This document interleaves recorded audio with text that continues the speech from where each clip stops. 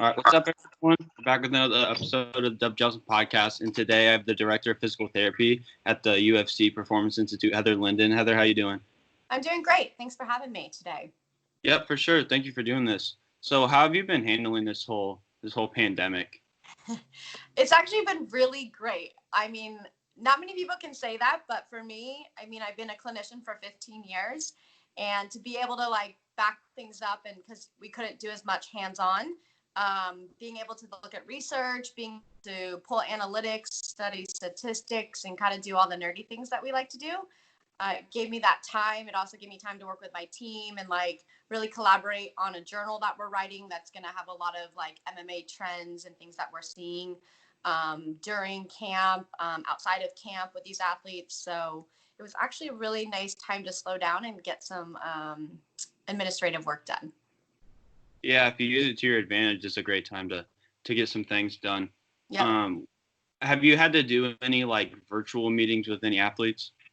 Yeah, so actually we became pretty much everything became virtual. So not only did we do evaluations over the phone, I even did one last night. It's pretty crazy, I think, how much it transitioned over even now. So last night I did an eval with an athlete that was in California and was able to work with their clinician and test things out, come up with a diagnosis, do treatment, talking about what we collaborate and what we thought on her diagnoses, and then going from there. So we did a lot of that over the time. We also did a lot of home programs. So some of the athletes reached out to us more from a prevention standpoint, which I think is really big and important. So, things that we had said over the time, okay, you have a chronic shoulder issue that always flares up, during a fight camp. This is the best time to take a step back and actually be able to do something about it. So we did a lot of virtual evaluations. We did a lot of home exercise programs. We also did a lot of rehabs. We had quite a bit of athletes, because it was a slower period, decide to get things fixed that they'd kind of been waiting and holding off because they weren't sure if they were going to get a fight. So we were able to do that and kind of guide them as well in that aspect. So as the director of physical therapy at the PI, what is your role exactly? Yep. So my role is I'm in charge of the sports medicine division from the Performance Institute. So there's 3 directors. It's myself, Bo Sandoval, and Clint Wattenberg. And Bo and Clint do the strength and conditioning and nutrition. And then I'm the sports medicine director. I'm in charge of my team. So I have a team of 2 clinicians, 1 sports chiro and 1 athletic trainer that are out of our Las Vegas facility. And then I have 2 physical therapists out of our Shanghai facility. So my role is, make sure that we are providing gold standard athlete care, making sure the athletes are progressing along the rehab timelines that our expectations are. My goal is to look at trends. Are we reducing injuries? Are we saving fights and working with athletes during fight weeks? And then I also travel to at least once a month to the pay-per-view fights. And then I'll travel back and forth to Shanghai to work with the team there as well. So what all do you do with the people? I said it keeps us busy. Sure. Yeah, for sure. What all do you do with the people in Shanghai? I didn't know that. Yeah, I found that interesting. We have a facility that's 3 times as big as our facility here. So our facility here is about 40,000 square feet.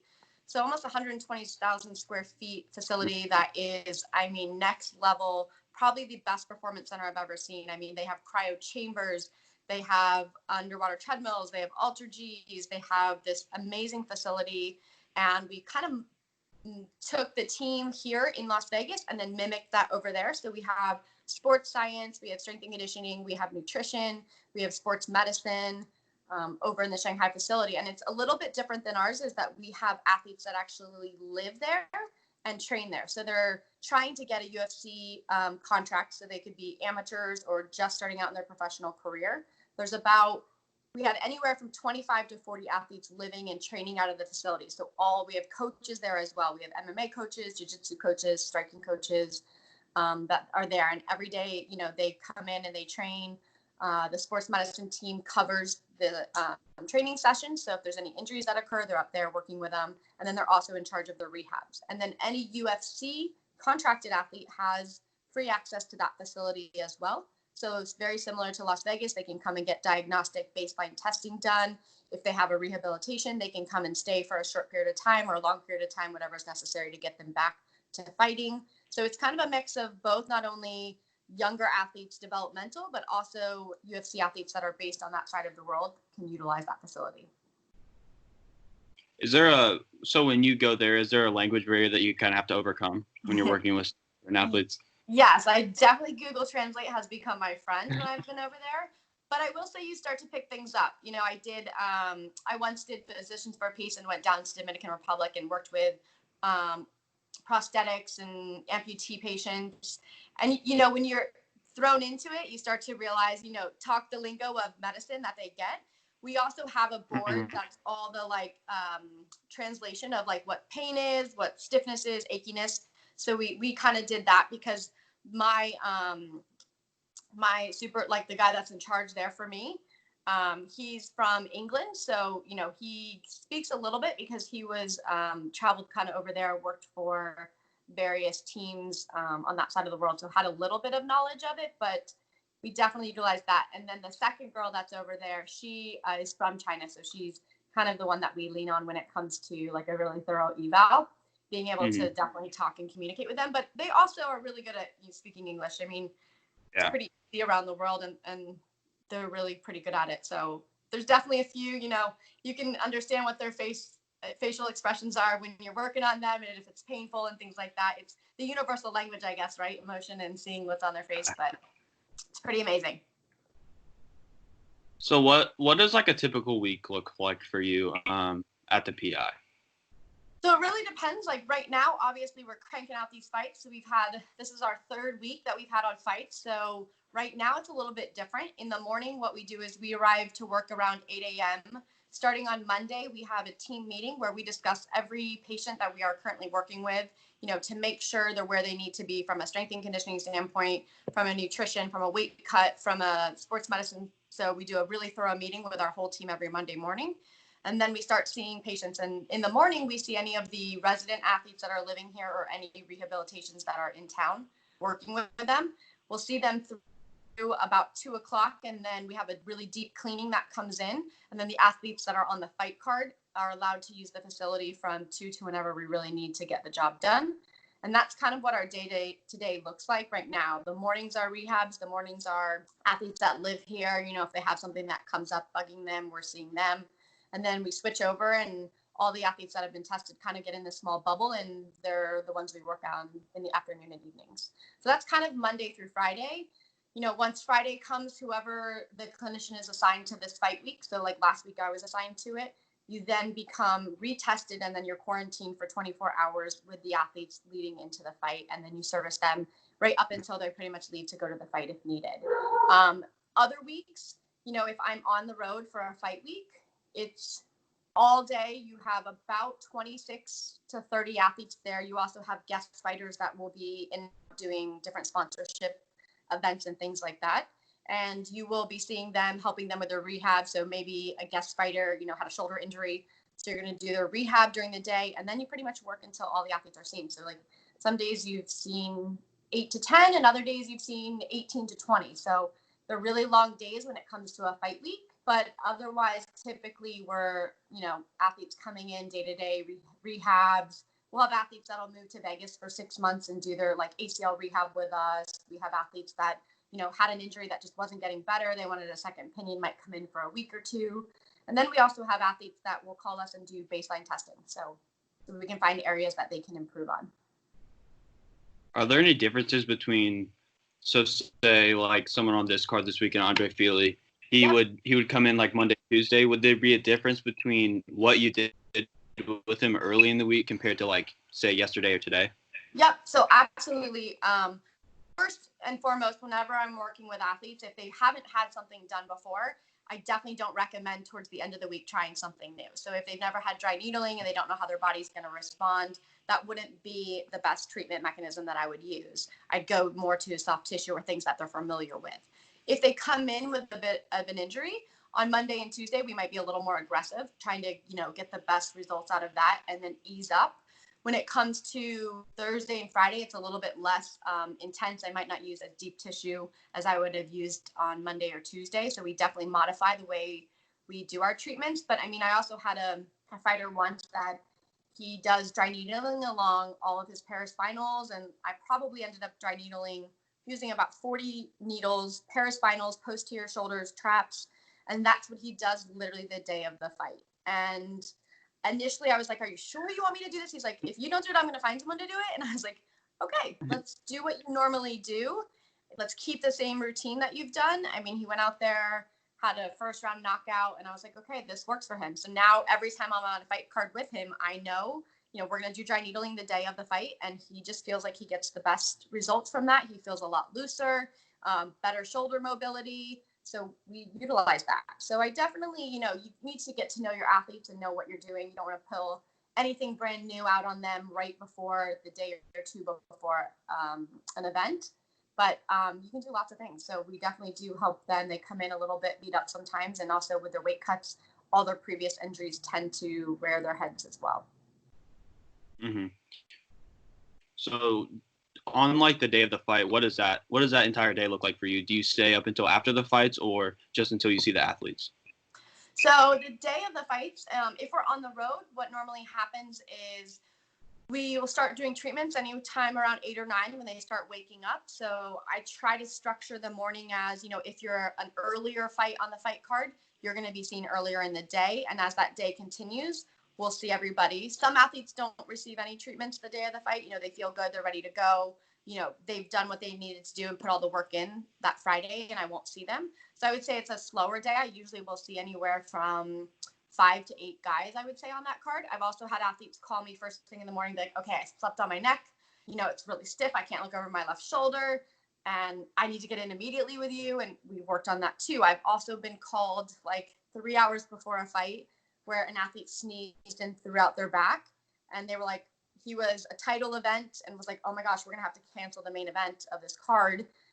Went over to his hotel, worked on him for probably about an hour and a half, and we were able to save the fight and do things like that. So that's kind of what the day of the fight looks like. You're on call, you're ready and available for whatever is needed to get that athlete able to perform. And then once the fights have started and everybody's kind of taken care of, if I'm on the road, we'll usually go watch the fights. If we're at home, I get to go home, hang out with my dogs, and watch the fights from my comfort of my living room. So I think I know who you're talking about that threw out their back, but I don't think you can say that, right? I mean, he's talked about it all the time on public TV and stuff. But yeah, I try to keep their privacy as much as I possibly can. It's interesting fair enough. because this sport is so followed by TV because it's entertainment. It's a very rare sport where it's not only a sport, but it's also entertainment. So everything we do is in front of a camera. So I think my first day on the job, they were following me around for treatments and talking about their injuries, but like that's kind of where they get their fans from and stuff, is how real it is and really kind of the experiences that they go through leading up to the event. Well, how I was introduced to you was I was watching the embedded series for UFC 246 because I'm relatively new to the sport. Okay. But I saw you're working on Cowboy, and I was like, she seems like a dope person. So what have been some of your favorite athletes to work with, and some that you've become really close to? So honestly, like this right now, I've worked in a lot of professional sports. I've worked with the Olympic team. I do a lot of private professional athletes as well. So I have some NFL players, some Major League Baseball, some hockey, some tennis, some golf. I will say these guys are amazing to work with. I don't know if I could pick just one or two or anything. Every day, I mean, I had a loss in my family this week, and last night one of the athletes on this fight card literally reached out to me and was like, hey, hope your day's better today. We always appreciate everything you do for us, and just make sure you know that. Like, they're so thoughtful, and so there's no high expectations. Sometimes in other professional sporting leagues or organizations, they've grown up having clinicians and stuff, their entire careers. They've gone from high school to college to then professional athletes where they've had a team around them.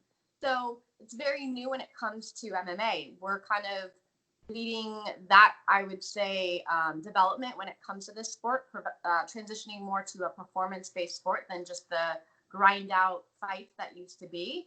So I think with that, I have to say that these athletes are just such a pleasure, and they're always very gracious and very consider it. So, I mean, I'm really fortunate and love what I'm doing right now because they've taught me a lot. I've learned a lot about MMA. I mean, I had the background working with Olympic wrestlers and boxers and judo and taekwondo and men's gymnastics, all the combat sports that were in the Olympics. So I had a lot of experience with combat sports, but it definitely, every day is a learning experience with them.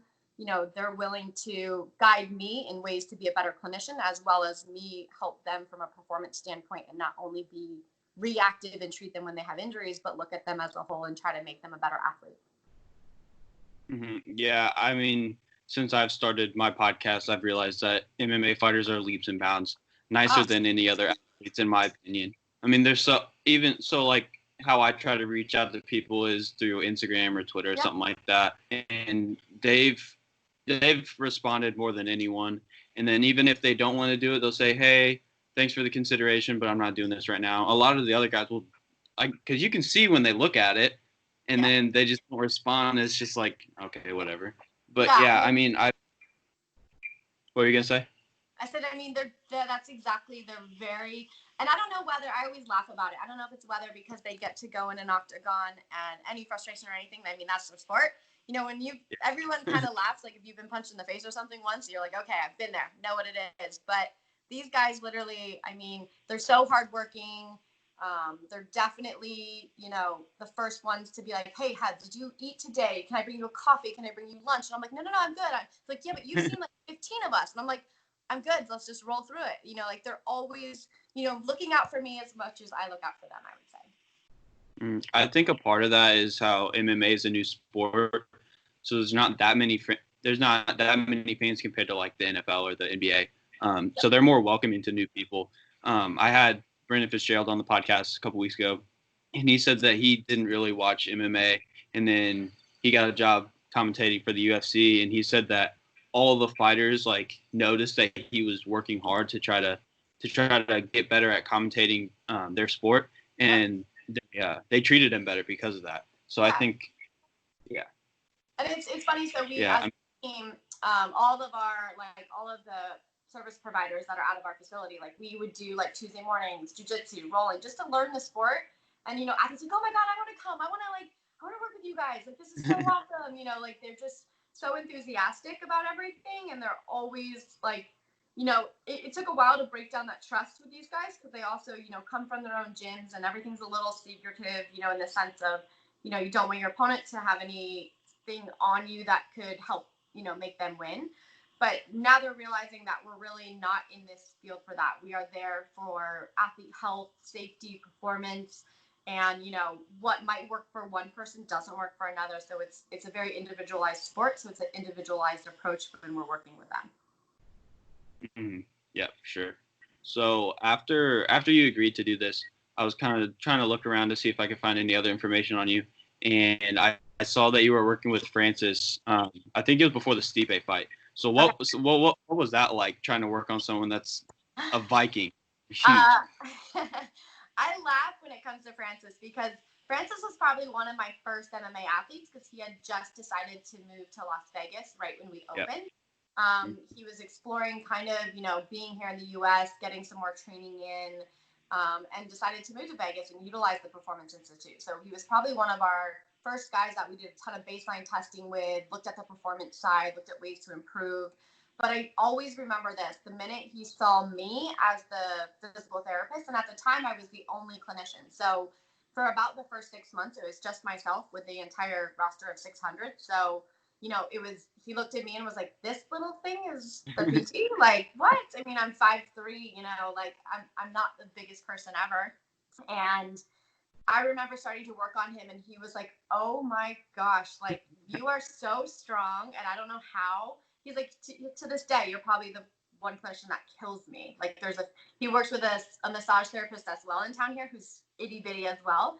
And he's like, I just don't understand how you little guys can just like, you know, cause and inflict so much pain and be so strong.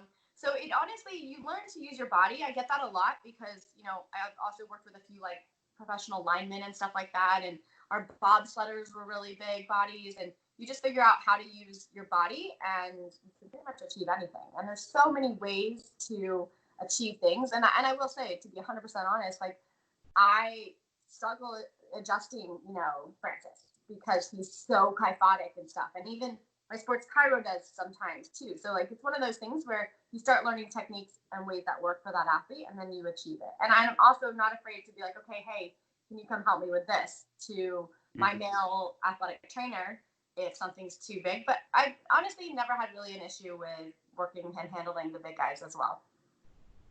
Yeah. So what are some of the differences between, say, like a guy like Francis or the UFC heavyweights compared to the smallest weight class in the UFC, the strawweights? How do you approach that differently?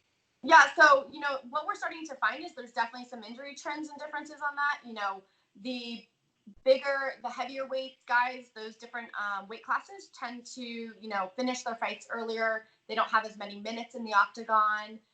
They have different injuries in the sense, they have a lot more bigger blows and things like that, where the little guys are faster, quicker, really technical. They get a lot of more chronic injuries, I would say, on that sense. But also you look at Francis, we've had to sometimes pull in the underwater treadmill or the Ultra G for some of his running when his legs get tight. We've had to do, from a lower extremity thing, work a lot on foot intrinsic muscles, balance, strength on that side from him, where the little guys, maybe we're working more visual stuff, working on balance, proprioception, reaction time, things like that. So we see a lot of that as well. So there's big differences. We've actually published some of it when it looks to what kind of injury time, how they finish their fights, what their injuries are looking like, and there's some definite trends we see dependent on the weight classes. So for me, I take each athlete. If one of my smaller weight classes come in, we look at, where are their issues, because they do have similar injuries, even though, they're different sizes. They do have a lot of the same neck issues, a lot of the, overuse of the bicep tendon, and really strong through the anterior shoulder rather than the posterior shoulder. So when it comes to prevention and those things, they're very similar among all of the weight classes. But then when it comes to looking at how to increase their performance and what their needs are in the octagon, those are completely different. Yeah, that makes sense. So you kind of hit on it a little bit, but what are some of the most common injuries among the whole roster? Yep. So, one thing you'll see when it comes to MMA, because it's a sport of mixed martial arts, depending on their background, their injuries are a little bit different. And it's pretty cool for me because it correlates to my years working with the Olympic team. So my wrestlers or grapplers in MMA have a lot of the chronic cervical disc or lumbar disc issues. When it comes to the strikers, the boxers, you're getting a lot of shoulder issues when it comes to them. Sometimes a lot of hip from kind of swiveling and being on their toes. You also will see the ones that have a little bit more bounce and stuff as strikers, a lot of foot, loss of power, weak intrinsic muscles, things like that. You'll see when it comes to my jiu-jitsu guys, people that are doing a lot more rolling and BJJ, we're getting a little bit more ligament injuries. So, getting put in a submission or twisting over an opponent or something like that, and we're getting strains of the ligaments and things like that more. So everyone has a little bit of a unique factor depending on kind of what they excel at in the MMA world. But you do get that crossover, especially in a fight, because you don't know if your opponent's opposite. So maybe you're a striker and now you're a grappler, and I do tend to see the grapplers tend to have more of those chronic, long-standing injuries. Yeah, I mean that would make sense to me. So it's kind of been a weird road in terms of going from the Olympic Training Center all the way to the UFC. I bet you didn't think that you would be doing that when you started. So I wanted you to kind of lay out kind of your path from when you went to college and got into physical therapy at the beginning up until the Olympic team, and then coming to the UFCPI. Okay. So, in college, I was kind of between some kind of medical field. I was thinking of orthopedic surgery. And then within my first week, I was a cheerleader in college. So I was working with our athletic trainers on some injuries and stuff, and just started talking about kind of my career and what I wanted to do. And I knew I wanted to do something in sports and orthopedics. And they were like, you should shadow our team PT. And I knew a lot about physical therapy in the sense of being in and out as an athlete growing up, having injuries and things like that. But to actually go and work with our PT on site, it was just something immediately. Literally within an hour, I was like, okay, I want to do physical therapy. So kind of structured my 4 years at Virginia Tech, to make sure that I was appropriate and I could get into PT school. The PT school qualifications and stuff are pretty hard. You can't get a C on any of your courses. You have to be in the right, take all of your sciences and things like that. So I just made sure, I lined myself up as much as I could. Got into PT school. That was definitely way harder than I thought it was going to be. I was like, I chose a school that was near a beach, and I was like, okay, I'm done with classes by noon, so I can be on the beach by 1. This is going to be amazing. And quickly learned I would be in the cadaver lab until 2 in the morning. When you didn't have class, there was so much to learn and study that you never took your nose out of a book. So did PT school. It took me 3 years. I finished my doctorate in PT, and then went into outpatient orthopedic. I wanted to do sports initially, but kind of got the door slammed in my face a bit because I just was inexperienced. And, when you're working in professional athletes, you have to have the experience to make sure you don't make any mistakes and stuff like that. So I did outpatient orthopedic for about 5 years in Southern California. I kind of focused a lot on manual skills. I did a year-long manual course just to really hone in on everything manual, from soft tissue work to joint modes to manipulations, and made sure that I could learn as much as possible. And I really took that 5 years to be a complete nerd and do continuing ed course after continuing ed course. I also got a lot into Pilates. I became a Pilates instructor, some women's health stuff, which is crazy how that carries over now to athletes. Working on breath, working on their core strength, and how their core is kind of their powerhouse when it comes to all sports. So that's been a great transition, and I'm really glad that I focused in on that when I was in California. And then one day my mom was like, I know you always want to do sports. The Olympic team takes volunteers. So if you have 3 years, at the time it was 5 years experience, you can do a 2-week volunteer rotation at one of their facilities to help them out. Because they're a small team as well.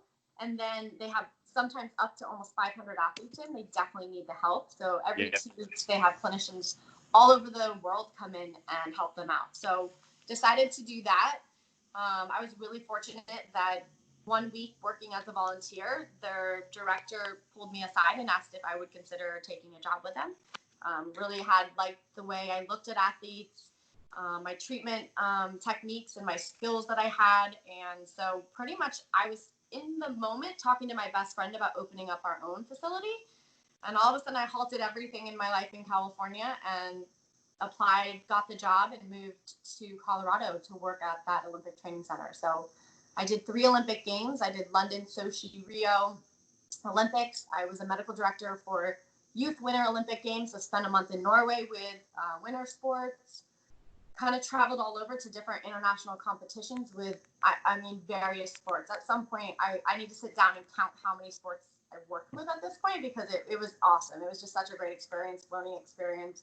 I had top clinicians that I got to learn from, and every day just see how everybody ran like a multidisciplinary approach and stuff. So I learned a lot, which was really good.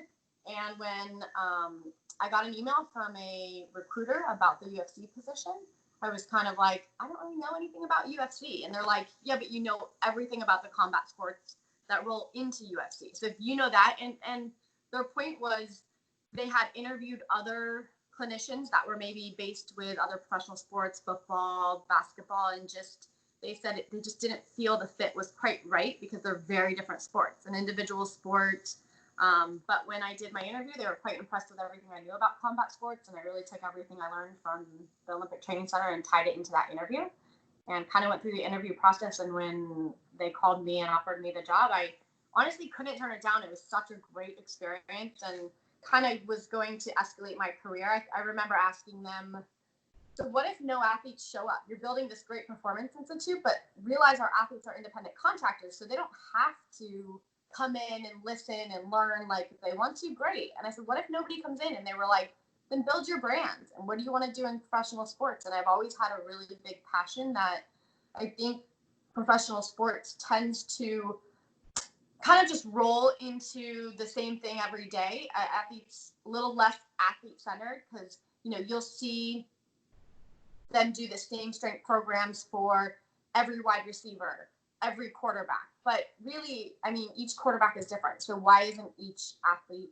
having their own really structured, individualized approach? And that's something I dreamed of changing when it comes to professional sports is how do we make it more athlete-centered, individualized, not put these athletes in silos, even though they might be performing the exact same role. So, my athletes have the same role to perform in that octagon, but one might have a little more better jiu-jitsu, one might have more strength here, one might benefit from his power, one might benefit from his speed. So how do they can't fall under the same umbrella. You have to treat them differently. You have to figure out what their body is going to be more predisposed injury-wise. So, having them tell me that was just, I thought, the biggest, challenge for me to accept and be able to try to change sports and try to look at professional sports. And that's probably the biggest thing I hear from our professional athletes all across the board, all different sports is, you come in and you'll eval me from head to toe, even if I have a knee injury. And you're always looking at what's prevention or why did this happen? And that's, I think, something that I hope to keep excelling at. Yeah. So you kind of touched on it a little bit in that answer. What was it like to be at the Olympic Training Center and be able to go to the Olympic Games and a bunch of different events around that? Yeah, honestly, a once in a lifetime opportunity. You can't even explain, to work with athletes. I think probably my favorite, London Olympics it was my first time at Olympic Games, the excitement and, it was everything you can imagine. But the third Olympic Games I think was even more gratifying because I had seen these athletes and worked with these athletes for 6 years of their life. So they were like kids when they first started. They were 16, 17, 18. And then they transitioned to adults, and then to see them achieve their goals and stand on a podium with a gold medal after years of their entire life striving for this goal. It's something that you can't explain. And just to be a small part of their journey is the best feeling ever. And, you just get to start to really appreciate how much drive and effort these athletes put into their everyday life and how many sacrifices they make and stuff like that. So I think going to these Olympic Games and being a part of it, being able to make sure that they perform, I can't tell you how many times you're there and somebody has a small injury training or this, and, you just see the look on their face when they come to you, like, you got to save this because this is what I've done my whole life. It's stressful, but it's exciting, and it's, such a cool thing. Have you ever, so I'm from Noblesville, Indiana, and Okay. I know there's two divers that are from my area, David Bodaya and Steele Johnson. Have you ever had the chance to work with either of them? Yep, I work with both of them, actually. So, especially the last Olympics. So in Rio, I actually covered diving because the clinician that was supposed to come with the divers had a family emergency that came up. And so I actually spent the most of that time covering diving every time they had a competition. So I got to know both of them really well. They're great people, just amazing human beings. You fall in love with the Olympic movement because of the stories they tell. And when you get to know how hard these guys work and the sacrifices they've made and what great individuals they all are, you can't help but love it. Yeah. So out of all the events that you've covered, what was your favorite place to visit? So outside of work, when you were able to go into the city a little bit, what was your favorite time? Oh man, there's so many. I'm so lucky in that sense because one thing I really take, people laugh at me because I work really, really hard. I will work a 14, 16-hour day. I will get done at 1 or 2 in the morning, but I will set that alarm for 6 a.m. and I will get my butt out of bed and I will go for a run in whatever city I'm in the world. And just, it's the most peaceful time when, streets are quiet and you just get to explore various cities and you get to see culture and you get to see what's around. So, there's so many. Gosh, my favorite. I will say, last year I got to do Bali and Thailand, rolled into my Australia trip for work, which was, you can't go wrong there. But then I went to Croatia with figure skating. Croatia is such a cool country. It's amazing. God, there's so many. I love it. My dad was an airline pilot, so my whole life traveling was just bred into me. It was definitely from an early age, my dad would fly somewhere and he's like, hey, you want to come? And we'd jump on a plane with him and go. So the fact that I got to actually mix what I love and what I'm passionate about from a professional standpoint into traveling I mean, who wants anything better than that? I mean, I go in 4 weeks. I go to Abu Dhabi for a fight island. I mean, who gets to say that? I mean, it's just, it's so cool. And like, I've been to Dubai and Abu Dhabi and China, and I mean, just kind of all over the world I've traveled, and it's definitely, I don't think there's one favorite place. I mean, you're making me think of all the things I need to do. I need to list all the sports I've worked with. I need to figure out all the countries that the sports have made me travel to. Yeah, it's cool. I mean, it seems like you've had a pretty crazy life up until this point, just in terms of all the cool things you've done. So how are you approaching this trip to Abu Dhabi next month in July? Yeah, so it's quite exciting. I mean, we get to charter planes and go over to Abu Dhabi for about three and a half week trip. We will be, everyone's tested before we get on those airplanes. We're chartered over there. We've created this bubble in Abu Dhabi on this small island that's like off the coast. So you drive through Abu Dhabi, go over to Peninsula, and then there's this island that's quite quaint and cute. And there's, they're putting us up there. So I think the biggest thing I have to really prepare for is making sure I have all the supplies, making sure, I possibly have to work with, let's see, there's 20 to 24 on each card, and we have 4 different. So, we have hundreds of athletes that are going to be there. I have to make sure all of them get through the fight, make sure they don't have any injuries, and they can perform at their best. So I'm bringing the clinician from China with me. They've been on a bit of a hiatus, obviously, since everything. So he's going to fly from London, is where he's from. And we have a charter plane go from there, bringing some athletes. So he'll fly on that to meet me. There'll be 2 of us clinicians. We'll have 2 treatment rooms set up. So it's pretty much, we develop a little performance clinic is what we'll do when we get over there. So it'll have game readies, Normatex. It'll have cupping, dry needling. It'll have any kind of over the counters that we need, any topical creams, lotions, anything possibly that we will need for those almost 4 weeks. So it's overwhelming when we start preparing, because there's a lot we need to bring with us. And we, though this is so normal for me because I did this with the Olympics, I've done this traveling. I think the first mistake I made when I traveled my first trip in 2011 was with our sailing team. I went to England for a month in this small little fishing town off the coast. And I brought a big table. I brought a medical bag. I brought a Normatec. I brought my own bag.